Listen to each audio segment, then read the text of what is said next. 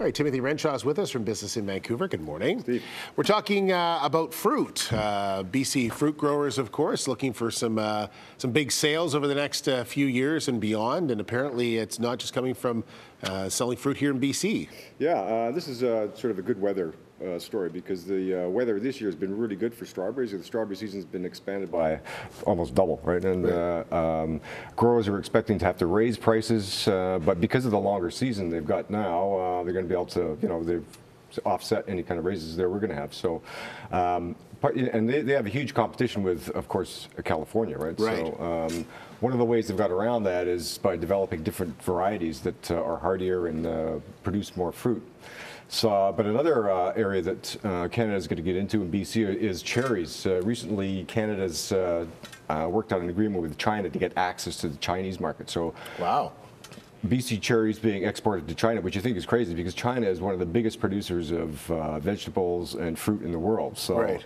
BC. But there's nothing like a BC cherry. Yeah, that's right. I mean, if you look at it in China, there's a lot of the middle class is getting is expanding. Right. They can afford what they would think would be luxury items. So BC has a huge brand, like Canada has a huge brand around the world as being good quality. So. Now, does this obviously helps the person who's developing the cherries? But what about here in BC? Do we have enough stock that we can send over there no problem and still keep prices where they are here? Or are we going to see an increase in prices? Because you obviously want to sell to who's going to give you the highest price. Exactly. Like I don't think it's going to make too much difference. There's huge competition here, especially with like Washington State. They produce a huge amount of cherries too. Right. Of course, China produces cherries, so the competition is going to make sure that the prices are going to stay relatively similar. And what are the challenges for fruit growers heading forward?